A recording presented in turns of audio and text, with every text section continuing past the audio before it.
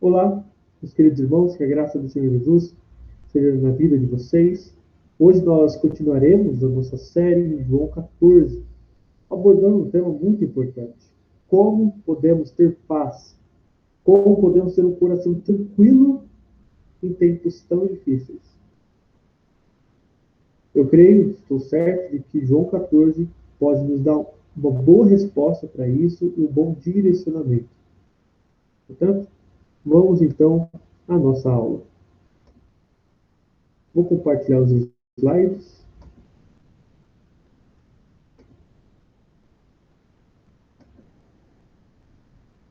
Então, continuando então nossa série de estudos em João 14, hoje nós falaremos sobre o tópico o conforto de crer em Jesus.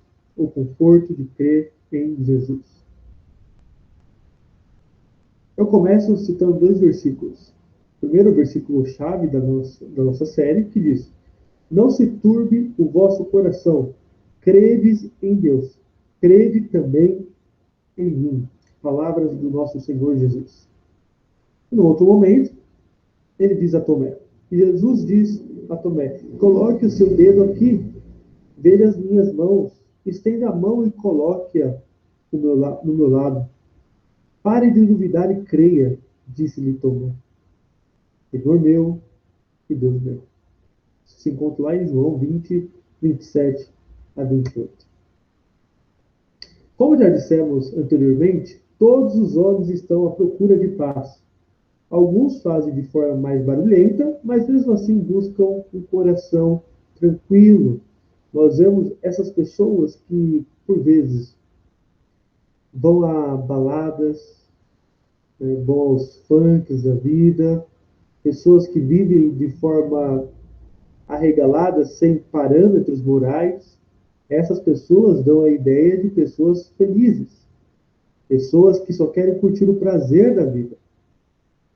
Haja vista a quebra do lockdown que muitas dessas pessoas acabam fazendo.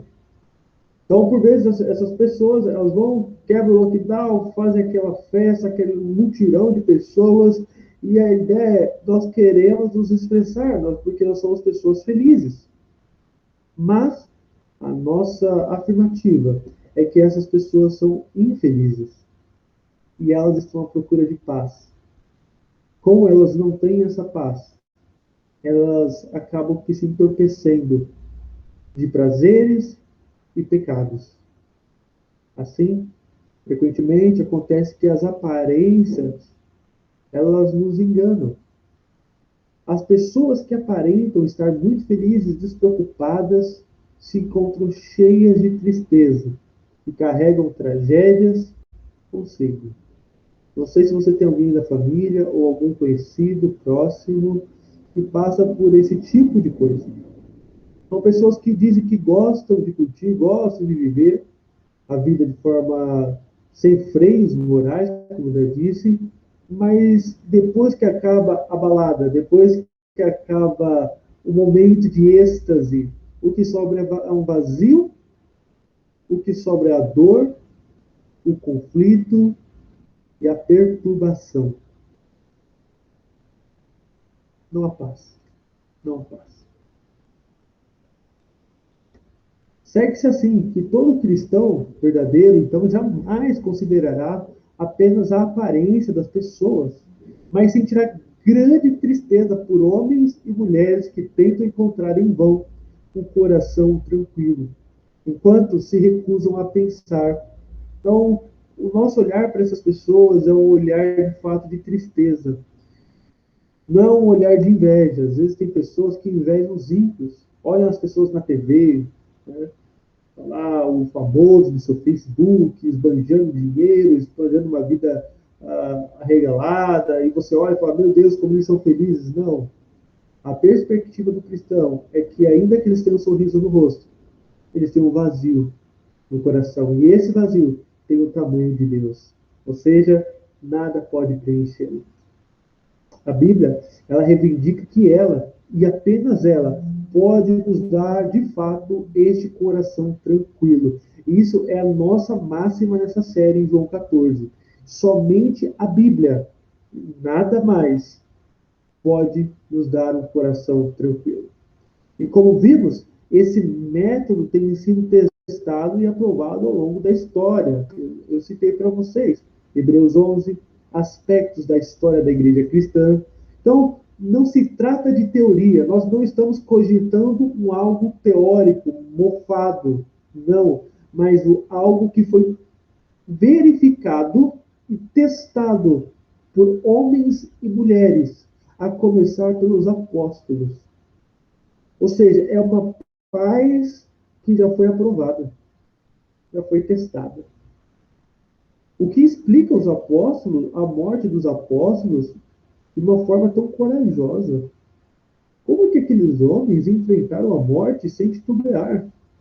E a Bíblia mostra isso, ela afirma que ter esse coração tranquilo, ter essa paz que provém de Deus, neste mundo é um algo possível. Ter paz é um algo totalmente alcançável do ponto de vista bíblico. Não é algo impossível, apesar das circunstâncias. E na última aula nós começamos a entender esse método, o método de Cristo, para nos dar um coração tranquilo. Em primeiro lugar, então, nós vimos que o método consiste não em considerar as nossas dificuldades, e sim começar imediatamente com Deus. Ele diz, creio em Deus. Vou até parar um pouquinho o slide aqui para olhar para você. Olha, o problema hoje do cristão é que ele olha mais para os seus problemas do que para Deus. Esse é o problema. Por que você por vezes não consegue alcançar um espírito com um coração que se apropria da paz que vem de Deus? Porque a primeira coisa que você coloca em conta, em perspectiva, é o quão grave é o seu problema e quão agudo é a sua dor. Mas o método de Jesus nos mostra que a primeira coisa que nós devemos fazer é estar diante de Deus. É a primeira coisa que você deve levar em conta. Creiam em Deus. É isso que Jesus fala. Lembra? O contexto, os discípulos estavam tristes, com o coração inquieto, porque o Senhor estava indo embora. E Jesus falou: olha, eu tenho para dar para vocês a paz, um coração tranquilo, portanto, não se turbe o vosso coração. Tá bom, Senhor, mas como que eu faço isso? Em primeiro lugar, creiam em Deus. Ou seja, o que Jesus está fazendo aqui, ele tira o foco do nosso problema. Ele faz com que enxerguemos a solução. A Bíblia, ela procura levar o homem diante de Deus. Para quê? Aí você vai falar, não, mas isso aí é um escapismo, Daniel. Não. A Bíblia nos leva diante de Deus, nos traz de volta para que enfrentemos então os nossos problemas capacitados e com a disposição para triunfar sobre eles. Então, há uma linha reta entre você e o seu problema. Aquilo que tira a sua paz. A questão não é você caminhar nessa linha reta para enfrentar o seu problema. Não. Primeiro, você faz um caminho, que eu diria vertical. Vá até Deus e depois volte ao seu problema. E você olhará ele por cima. E é isso que Jesus quer nos mostrar. É isso que Jesus tem para nos dizer. Vou voltar aqui.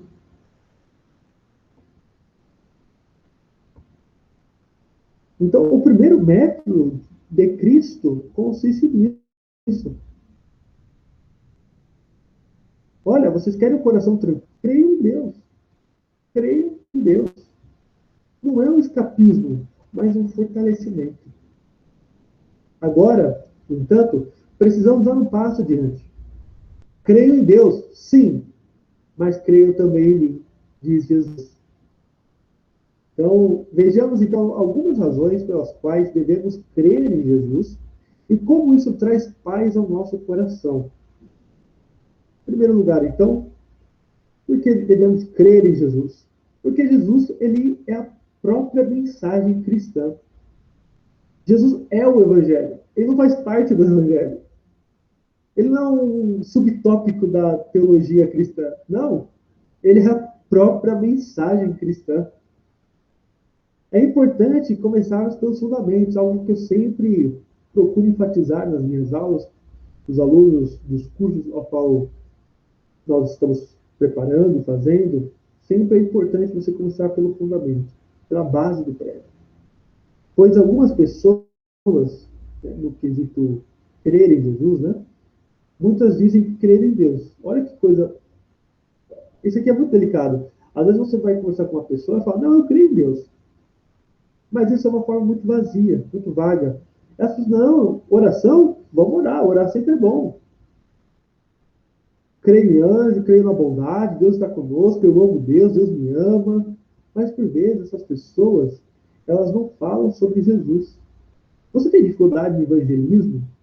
Principalmente com pessoas no nosso país que são normalmente criadas em igreja, mas que vivem de forma a não condizer com o nome cristão, né? Você tem essa dificuldade, sempre vá na pessoa de Cristo. O que você acha da pessoa de Cristo? Tem essas pessoas que falam, não vou para a igreja, não gosto de religião, mas creio muito em Deus. Tá, questão, deixa eu entender. Você crê em Deus? Creio. Mas o que você acredita sobre a pessoa de Jesus Cristo? Ele é o centro. O que ele acreditar sobre a pessoa de Cristo vai determinar todo o seu edifício. Tem dúvida? Então, por definição, ser cristão significa acreditar em algo a respeito dessa pessoa, Jesus de Nazaré, o Senhor Jesus Cristo. Então, é fundamental você ter muito claro o que você acredita a respeito do Filho de Deus. Olha só, os judeus, eles acreditam em Deus. Os muçulmanos também. Mas eles não são cristãos, porque Jesus Cristo não faz parte da confissão de fé deles, da própria vida deles.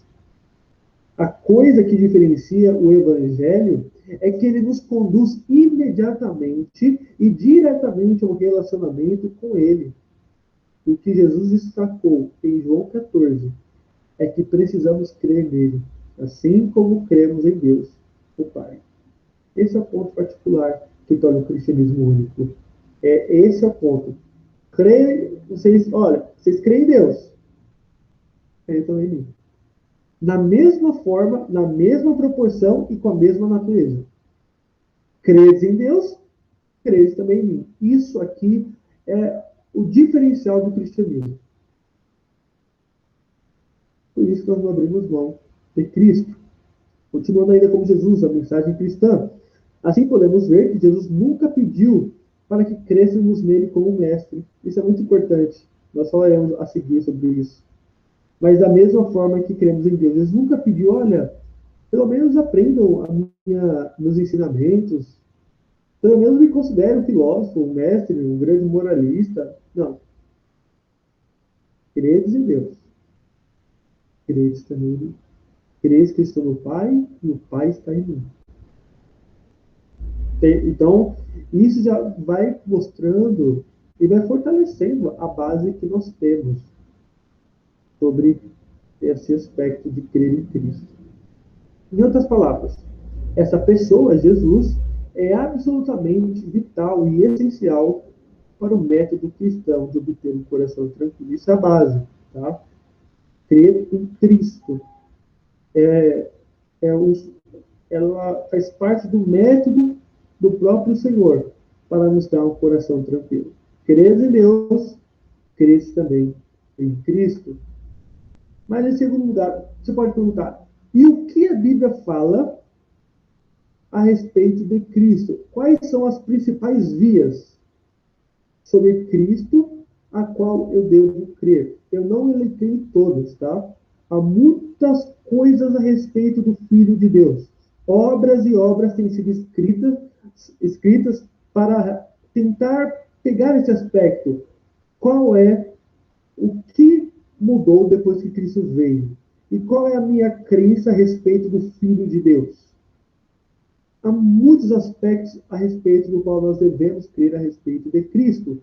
Eu procurei aqui, por por meio dos evangelhos, colocar as vias principais que constituem crer em Jesus Cristo.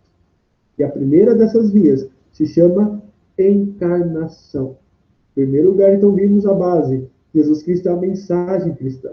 De agora em diante, nós veremos o que os evangelhos nos dizem a respeito do Filho de Deus, que se tornou homem, que se tornou Jesus de Nazaré. Primeiro, então, a encarnação. Os evangelhos apresentam suas evidências a respeito do assunto. Eles nos apontam um relato do nascimento comum, normal. Ele nasceu de uma virgem, que ele não tinha pai, mas foi concebido pelo Espírito Santo. Isso aqui já é o aspecto anormal. Normal, ele saiu de uma mulher. Isso aí é normal. Agora, o anormal, ou melhor, sobrenatural, é que essa mulher era virgem. E que ele não teve pai biológico, mas foi gerado pelo Espírito Santo. Ele não era um homem como os outros. Ele não era um homem como os outros. Ele veio ao mundo a partir da eternidade, de forma completamente diferente. No entanto, somos informados que ele nasceu, de fato, como um bebê. E essa é a questão. Deixa-me dar uma palavra sobre isso com você. Mas, Daniel, como que aconteceu? O que aconteceu de forma biológica no ventre de Maria? Como que foi fecundado? Me fala aí, Daniel, explique mais sobre a encarnação. A questão da encarnação, se você for pelo aspecto da racionalidade, você não crê e não entende.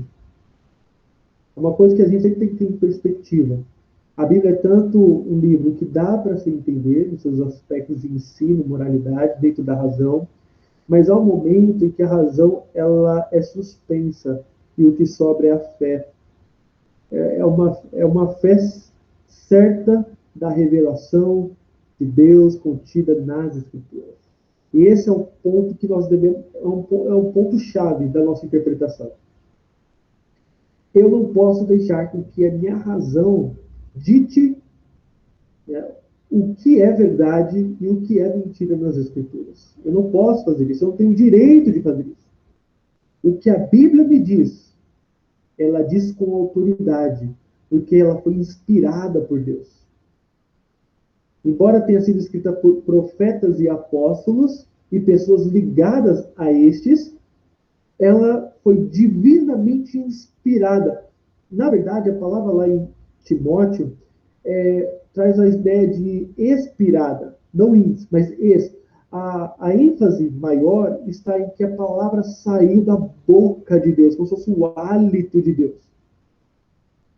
E assim, as escrituras passam a ter um estado de autoridade infalível, inerrante e regra de fé e prática para todos os tempos e todas as épocas. Portanto, há coisas na encarnação que são misteriosas para nós. Mas aonde eu não consigo entender e aonde a Bíblia se cala, eu creio e me submeto. Esse é o ponto da encarnação. O que a Bíblia me permite é contemplar a beleza desse feito. Ah, poxa, Deus o Filho, que fez homem. Verdadeiramente Deus, verdadeiramente homem, nasceu um bebê. Uma coisa, claro, eu não tenho dúvida que Jesus se parecia com Maria. Não tenho dúvida. Ele saiu, foi gestado por Maria. Ele foi um bebê, foi cuidado por Maria. Embora C.S. Lewis, no Cristianismo Puro e Simples, ele trabalha alguma dessas questões. Como que aquele que criou o universo e mantém o universo pela palavra do seu poder estava ali como um bebê. Como todas as coisas se mantinham no lugar enquanto Cristo estava ali sendo amamentado por sua mãe. São coisas na Bíblia que nos deixam assombrados. no aspecto de maravilha, sabe? Então, o que a Bíblia nos deixa ver é só esse aspecto de deslumbramento.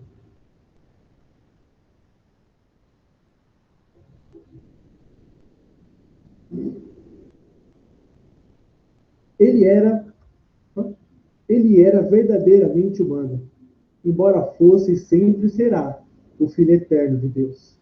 Também somos informados de que ele cresce como toda criança, mas, embora ele crescesse como os demais, no aspecto biológico, há um aspecto que o diferencia dos demais.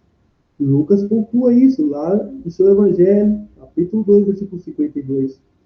Ele crescia em sabedoria, estatura e graça diante de Deus e dos homens. Ele viveu a vida como ser humano aqui na Terra, limitando-se deliberadamente a fazer isso. Olha que coisa interessante.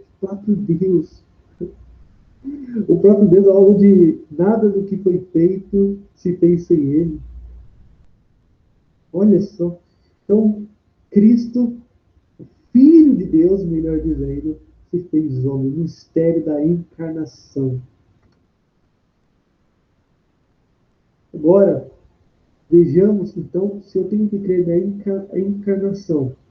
O que o ensino do Deus homem tem para me mostrar? E aqui eu trago C.S. Lewis para nos ajudar nesse sentido, a nos fortalecer com respeito aos ataques que a pessoa de Cristo vem sofrendo ao longo dos anos.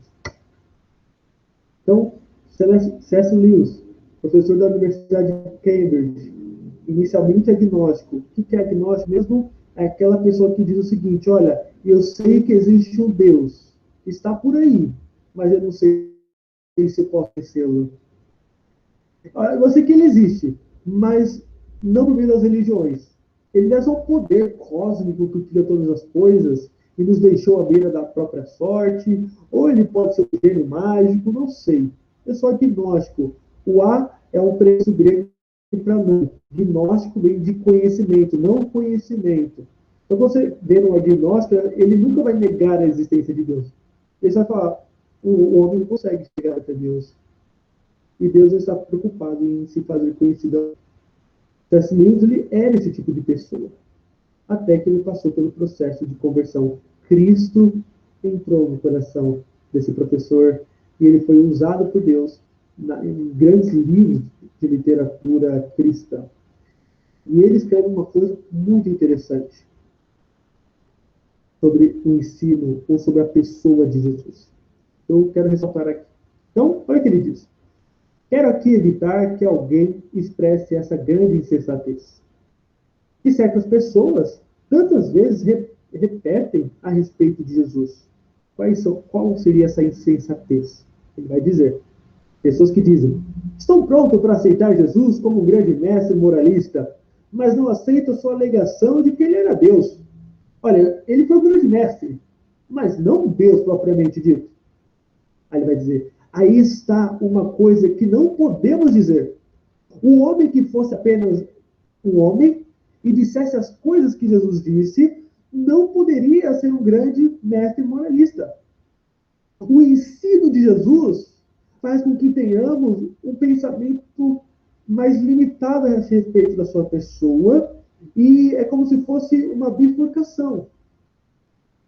Jesus era homem de verdade e ele disse o que ele disse, ele não pode ser um mestre moralista. Ele vai explicar.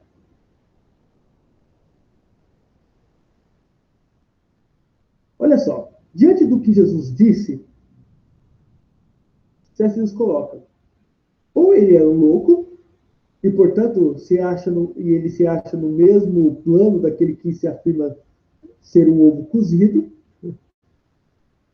ou então era um demônio do inferno. Cada um tem que fazer a sua escolha. Ou este homem era e é o filho de Deus, ou então ele era um louco ou coisa pior. Em outro momento ele vai dizer: você pode silenciá-lo, julgando-o tolo, pode cuspir nele e matá-lo, julgando um demônio. Ou então, cair a seus pés e chamá-lo Senhor e Deus, como fez Tomé. Mas não me venha tolices condescendentes, afirmando ser ele um grande mestre humanista. Ele não nos deixou essa alternativa. Não era a sua intenção fazer. Olha só. Jesus veio ao mundo e ele disse que era o Filho de Deus.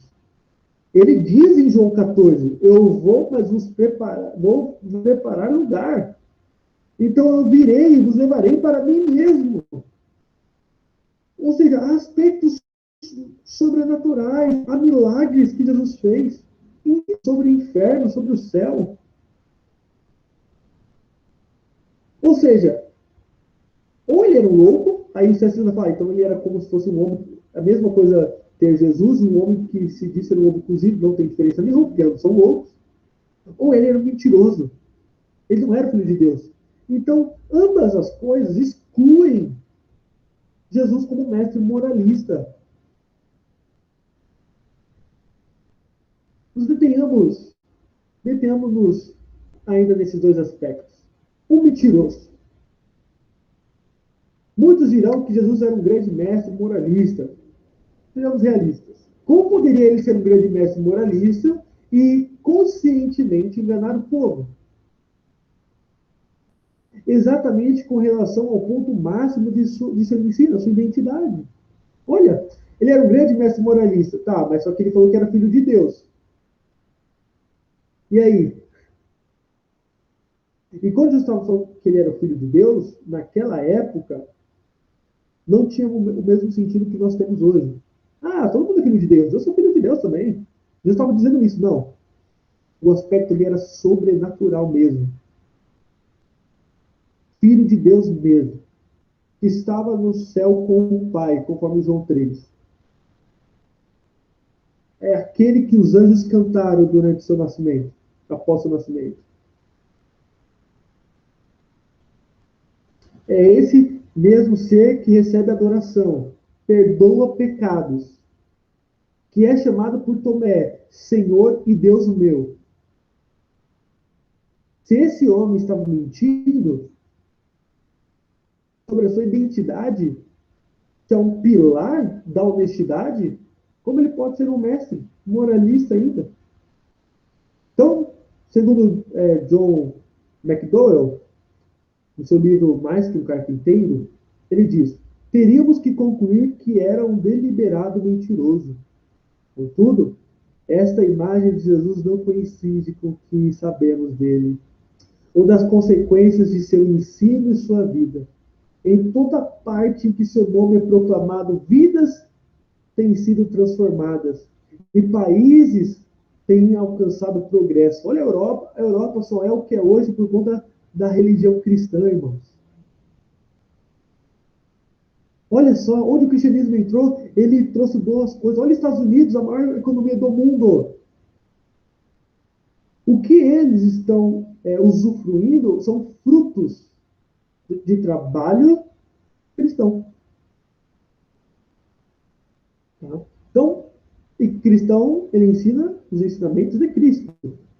E olha só, ladrões tornam-se homens honestos. Você já conheceu alguém assim, que tinha uma vida toda errada, e depois que conheceu a Jesus Cristo, teve acesso aos seus ensinamentos, mudou de vida radicalmente. Alcoólatras são curados. Indivíduos odiosos se tornam canais de amor. Pessoas corruptas se tornam justas. Como que o mentiroso poderia produzir tais efeitos ainda hoje? Olha a história. A história comprova que ele não era um mau caráter. Aí você pode me dizer, mas e se ele fosse um louco? Beleza, ele não era mentiroso. Mas e se ele tivesse enganado que ele era o filho de Deus? Ou que era o próprio Deus? Para perdoar pecados e receber adoração? E se, afinal de contas, ele acreditava mesmo que ele era Deus? Sinceridade não é sinônimo de verdade. Eu posso ser sincero na minha tese e, ao mesmo ponto, estar enganado. Eu posso ser sincero. Eu vou começar a cavar esse buraco aqui e eu vou achar R$ 1 milhão ou um tesouro perdido. mas isso pode ser um problema, um distúrbio do meu cérebro. Eu posso, de fato, acreditar nisso, mas não necessariamente isso é verdadeiro. E se ele é louco? Mais uma vez, olha o que nós ouvimos. Eu cito aqui o historiador Philip Schaff. Contudo, em Jesus não enxergamos nenhuma anormalidade nem desequilíbrios que geralmente acompanham tais casos de insanidade. E fala um caso de Jesus com insanidade mental na Bíblia. Há 4 relatos sobre ele na Bíblia, nos evangelhos, sobre o seu nascimento, vida, morte e ressurreição. E mostra Jesus sendo insano, perdendo o controle, tendo desequilíbrios. Philip Schaff, um historiador, disse o seguinte quando ele pegou para ler os evangelhos: como poderia ser um visionário ou louco um homem que nunca perdeu o equilíbrio mental? Tudo que Jesus fez, às vezes a forma mais contundente de ele agir, foi com razão e com motivo e sem pecado. E sempre com uma bela de uma lição por detrás de tudo que ele dizia e fazia. Sempre. Olha que interessante. Aqui encontramos a receita. Passou. Aqui encontramos a receita para o sucesso humano. Com otimismo, mente sadia e contentamento. Como poderia ser louco um ser tão sadio, psicologicamente, e tão profundo em seus ensinos, a ponto de dividir a contagem dos séculos? Olha, tem um, tem um psicólogo, ele fez uma análise a respeito de Jesus, ele diz o seguinte: se você juntar tudo que a psicologia já produziu, todas as coisas boas, tire as coisas ruins, tire as coisas que passaram do ponto, pegue somente as contribuições da psicologia, só as contribuições da psicologia. Tem um autor que vai dizer o seguinte: se você juntar todas as contribuições boas da psicologia, sabe o que você encontra nela? Um resumo um pouco desajustado e ainda com partes faltando do Sermão do Monte.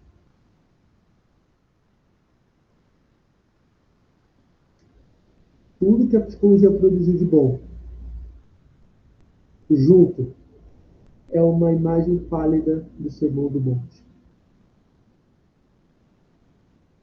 Aí eu pergunto: como poderia ser louco um homem tão sadio, onde seus ensinamentos fluem ao longo dos séculos e serviram de base para todo o Ocidente?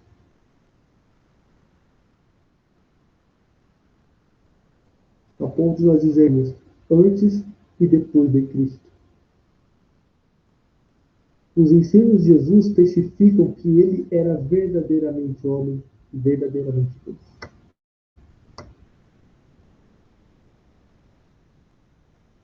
Em quarto lugar, nós temos os milagres. Em seguida, vemos nos evangelhos os registros de milagres. Ele usa o mesmo argumento ao conversar com os titubeantes Tomé e Felipe. Creio em mim, ele disse. Quando digo que estou no Pai e que o Pai está em mim, ou pelo menos creio por causa das mesmas obras. Ou seja, veja o que estou fazendo. Veja a evidência dos milagres. Os milagres serviam para isso, para apontar e testificar que ele era o Cristo, Filho de Deus. Ele veio dar vista aos cegos, audição aos surdos, voz aos mudos, levantar paralíticos, curar homens com a mão ressequida, curar leprosos, ressuscitar mortos, andar sobre as águas, fazer tempestades se acalmarem, expulsar demônios. São todas assinaturas do Pai, testificando que aquele era o seu filho. E aqui é muito importante nós ressaltarmos uma coisa. Sempre você vai se debater com racionalismo em muitos aspectos das escrituras. A tentação sempre é você submeter a Bíblia à sua lógica, à sua filosofia de vida. E esse é o ponto que todo crente deve lutar. Ah, mas eu não acredito. Será que Jesus era capaz de andar sobre as águas mesmo? Será que Deus abriu o mar para Moisés? Será que ressuscitou, de fato, ao terceiro dia? Irmãos, na Alemanha, na Europa, no século XX, houve um movimento chamado Iluminismo. O Iluminismo foi um dos poucos movimentos que, talvez o único na história, que eles mesmos se deram nome para eles. Por exemplo, ninguém acordava na Idade Antiga e falava, poxa, tudo bem, oh, nós estamos na Idade Antiga. Não. Ninguém acordava na Idade Média falando, poxa, como é bom ser cidadão da Idade Média. Não. Mas os modernistas são os únicos. Eles chegam e falam, poxa, nós somos da Idade Moderna. Nós somos os iluminados. Por quê? Porque com o advento do racionalismo, a filosofia começou a enxergar toda a verdade por meio da razão e abandonou qualquer aspecto sobrenatural da sua ótica. Deus já não tinha mais espaço na sociedade moderna. Tudo que era ensinado nas escolas, tudo que passou a ser ensinado e escrito, teria que passar pelo crivo e pelo Deus da razão. Isso não foi diferente para a teologia. E quando eu pego o racionalismo e trago para a teologia no século XX, tornou-se um grande veneno. E muitos pastores lutaram até o fim da vida, como Charles Haddon Spurgeon. Spurgeon, ele morre, né, ele mesmo diz que estava morrendo por conta do debate que ele tinha contra o mundanismo. Ele chamava de mundanismo. Hoje nós chamamos de liberalismo. Faz mais jus ao nome. Por quê? O liberalismo, ele é a ideia de que a Bíblia ela é a coletânea da religião judaica mais a religião cristã. São as impressões desses homens e o progresso da religião de cada um deles. Não é que eles viram essas coisas acontecerem, mas são mitologias criadas para sustentar as suas religiões. Isso se chama liberalismo. Tudo que é sobrenatural na Bíblia, eu pego uma tesoura e corto para fazer com que caiba na razão. E isso acabou com a igreja na Europa. Isso acabou com a igreja na Europa. Levantaram-se pregadores lutando contra o movimento liberal. Mas, infelizmente, tais pregadores foram apenas mensageiros de condenação àquela geração que se entregava ao liberalismo. Onde eu fazia uma busca do Jesus histórico, ou seja, tudo que há de milagre em Jesus é mentira e tudo que foi relacionado a uma vida comum é verdade. E o que eu faço com os milagres? Eu reinterpreto. Por exemplo, Jesus multiplicou pães e peixes. Não, não era isso que aconteceu. Significa que Jesus tinha comida e lhe deu para um grupo de pessoas e essas pessoas comeram. Ou seja, Jesus é aquele que se compadece do pobre. Não que ele faz milagres. Jesus ressuscitou dos mortos. Não. No liberal, ele vai falar o seguinte: não há milagre na Bíblia, não há milagre na minha cosmovisão. Ou seja, Jesus ressuscitou no coração dos discípulos através dos seus ensinamentos. Contudo, Paulo ele é muito enfático na primeira carta aos Coríntios, capítulo 15, que se Jesus Cristo não ressuscitou, eu sou mentiroso. E vã é nossa fé. E somos os mais miseráveis de todos os homens. Se você exclui o sobrenatural da Bíblia, você não acredita nos milagres de Jesus e na sobrenaturalidade da Bíblia como um todo, repense, porque você está caindo numa coisa muito antiga do século XX, chamada liberalismo. E quando o liberalismo entra na vida do crente, ele corrói. E quando ele entra na igreja, ele mata. Veja as igrejas da Europa virando prostíbulos, bares, espécies de tabacarias para fumantes de maconha. Eles chamam de cafeteria, mas para mim, cafeterias foi feita para tomar café, não para tomar maconha, né? Então, tome cuidado. Jesus está falando, creia nos milagres. Esses milagres estão registrados nos 4 evangelhos, porque eles nos dizem algo a respeito da sua pessoa. São fatos. Os milagres são fatos. Lucas, quando ele vai escrever o seu evangelho, ele diz: eu fiz uma longa pesquisa. Estou falando para vocês de fatos históricos. Não é uma mitologia, não é um folclore. São fatos. Eles ocorreram e fazem parte da declaração e do testemunho a respeito de Cristo. Agora a pergunta que eu faço para vocês: vocês desejam um coração tranquilo? Bem, isso envolve crer em milagres. E eu não creio que Deus é o Senhor da história, e que a história está nas mãos dele, e que ele é um Deus de milagre, Deus do sobrenatural, e também do natural. Deus, ele tanto age de forma extraordinária, como também de forma ordinária. Deus, ele pode me curar de uma doença com um estalar de dedos. Isso seria uma forma sobrenatural, seria um milagre, mas também Deus pode usar os meios. Deus se vale dos meios ordinários. Então, eu posso ser curado por meio de medicamentos. E isso eu dou graças a Deus. Deus tanto usa meios, como ele pode agir sem os meios. E quando ele faz milagre, é ele agindo na história sem os meios. Deus sempre está agindo. Sempre. Em todo momento. Mas quando acontece milagre, é porque ele não quis usar os meios que ele mesmo criou. Então, se você quer ter um coração tranquilo, é necessário você crer no sobrenatural, é necessário você crer em Jesus, o que a Bíblia diz a respeito dele, de forma completa. Você não pode ler a Bíblia com uma tesoura na mão. Você não pode selecionar o que você crê ou não. Ou o cristianismo é um pacote completo. Ou você pega todo o pacote, ou você montou uma religião propriamente sua. Crer nele inclui acreditar nos seus milagres. Essas coisas atestam o que proclamam ser, os que proclamam ser, e atestam e que o proclamam ser o Filho de Deus. Morte e ressurreição é a quinta coisa que nós devemos crer a respeito de Jesus. De fato, ele morreu. Eis o aspecto estarrecedor. Aqui estava aquele que fez reivindicações ousadas, mas que foi crucificado em total desespero.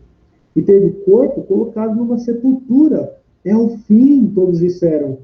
Mas amanhã do terceiro dia, eles encontraram a sepultura vazia e Jesus começou a aparecer aos discípulos e a seus seguidores escolhidos. Eu estou falando de fato histórico concreto. Não há espaço aqui para mitologia. Ele morreu, mas ressuscitou. E isso é muito importante. Agora, eu cito aqui Flávio Josefo, um homem que até então, pelo que nós sabemos, morreu judeu. Tá? Esse homem viveu um pouquinho, ele nasceu um pouco depois da ascensão de Jesus. Então, vamos lá. Olha o que ele vai dizer. Um judeu, por aquela época, ali viveu Jesus. Um homem sábio, que realmente pode ser chamado de homem. Olha só, um judeu já notou que era um homem diferente. Já notou que havia um aspecto em Jesus sobrenatural que ele nunca havia visto. Ele explica por quê. Pois ele realizou obras surpreendentes e ensinou as pessoas. E que obras surpreendentes seriam essas? Não milagres, né? e ensinou as pessoas que alegremente recebiam a verdade. Ele convenceu muitos judeus e gregos. Ele era o Messias.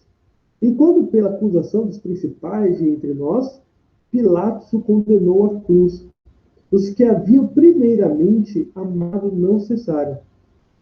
Ele lhes apareceu após ter sido restaurado no terceiro dia, pois os profetas de Deus haviam predito essas coisas e 1000 outras coisas maravilhosas sobre ele. E a tribo dos cristãos, assim chamada por causa dele, até hoje ainda não desapareceu. Olha que interessante, né? Joséfo, ele começa a escrever depois do ano 70, depois de Cristo, quando Jerusalém cai na mão de Tito. E muitos vão dizer que isso aí foram os cristãos que roubaram, né, as obras de Joséfo e colocaram isso lá na sua obra Antiguidades. Não há como provar. Isso aí é porque os judeus ficam desesperados com tais afirmações do historiador judeu, né? Então, você vê que Joséfo mesmo, a parte do pressuposto que foi Joséfo, ele já viu em Jesus como alguém diferente. E ele mesmo reconheceu que, de fato, eles crucificaram o Messias que foi predito pelos profetas. Então, se um judeu crê, quanto mais nós nesses aspectos. E em seguida, a sua ascensão. E por fim, como lemos em Atos 2. Tá? O envio do Espírito Santo, em Atos 2, sobre a igreja incipiente em Jerusalém. No dia de Pentecostes, uma festa judaica. O tipo de adendo a tudo isso. Então, depois que Jesus ressuscita, ele passa um tempo com seus discípulos, ele aparece para mais de 500 pessoas, e depois ele é levado aos céus, na presença de muitos. Ademais, ao seu aparecimento a Saulo de Tarso, a caminho de Damasco, então como nascido de fora de tempo, para conceder a Saulo a evidência que o tornou apóstolo e fez com ele o que ele anunciasse o Filho de Deus como Salvador do mundo. Jesus, o Filho de Deus. Então, a última vez que Jesus aparece, em forma física, é para Paulo, quando ele está a caminho de Damasco. Lá em Atos capítulo 9. E assim termina. Ora, tendo apresentado as evidências que temos sobre a pessoa do Filho de Deus, tais evidências poderiam ser sustentadas e expandidas por meio de toda a literatura do Novo Testamento. Isso é muito importante eu frisar. Tudo que eu ressaltei aqui foram as grandes avenidas que, se cridas por você, constituem, primeiro, que você é um cristão. Segundo, que você está no bom caminho para alcançar o coração tranquilo. Cada aspecto desse que eu tratei com você, passando de forma ampla por cima, são explorados, ensinados de forma mais detalhada em todo o Novo Testamento, sobre a pessoa do nosso eterno Redentor. Sendo assim, podemos dizer em nosso estudo que crer em Jesus significa acreditar em todos os registros a respeito dele. Ou me permitam fazer a seguinte afirmação: exige-se de mim que eu creia que no centro do turbilhão, do caos, da infelicidade e da miséria deste mundo pecaminoso, surgiu o Filho de Deus. Isso é muito importante. Você tem em perspectiva que no meio da podridão social, no meio da loucura que vivia em Roma, né, ali no domínio romano, na Palestina, os impérios, no meio da fraqueza do povo de Deus, no meio do avultamento das religiões de mistério, surgiu o Filho de Deus na história. Ele veio na pessoa de Jesus de Nazaré. Eu concluo com essa frase de Martin Lloyd Jones. Vocês desejam ter um coração tranquilo? Eis a maneira de obtê-lo.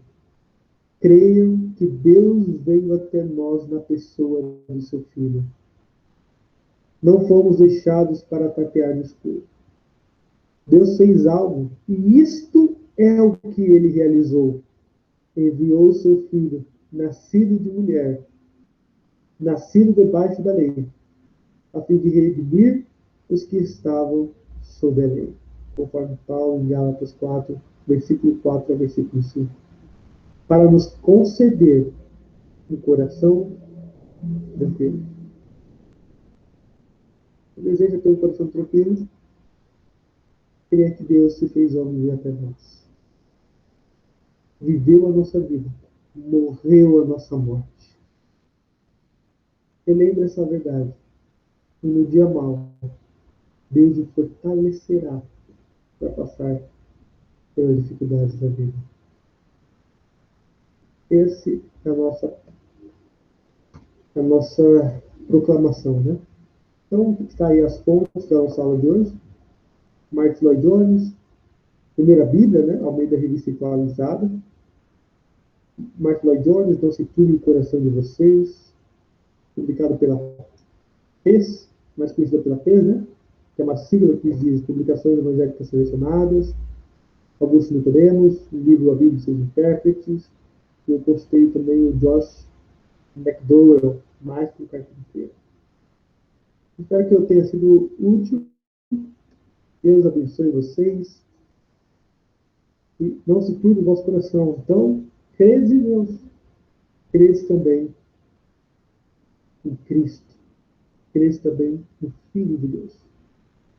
A maior prova que nós não fomos deixados ao acaso é que Cristo veio ao mundo morrer por nós. Vamos orar?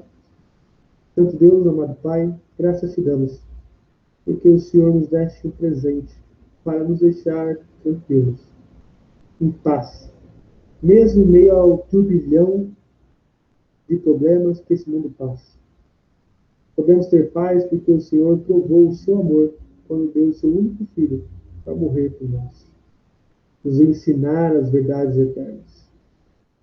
Ó Deus, agradecemos pela bênção de ter nos escolhido e pela bênção, ó Deus, de fazermos seus filhos. Obrigado, Deus, pela bênção de conhecer a Jesus Cristo. Essa bênção é a maior ferramenta para termos um coração tranquilo. Agradecemos-te em nome do nosso eterno Redentor. Amém. Deus abençoe. Até a semana que vem.